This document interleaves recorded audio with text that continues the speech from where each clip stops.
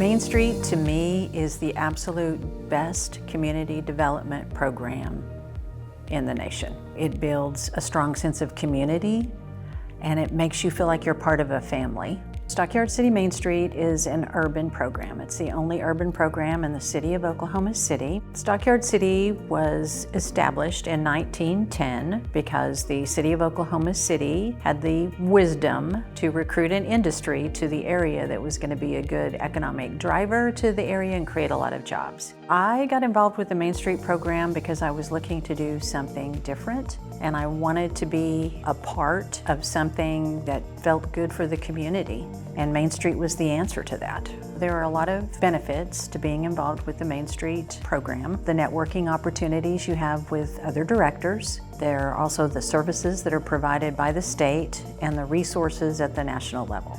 You are not doing it alone. Stockyards City was one of 4 partners that recently went through a master planning process. As one of those primary partners, we are really taking the program to the next level right now with some additional engagement with the residential neighborhoods, with some activation of River Park that is adjacent to the district, and it really is just all coming together now. And that is because of the relationships that have been built, the strong volunteer base for the district, and just the love of Stockyards City. I love being part of that.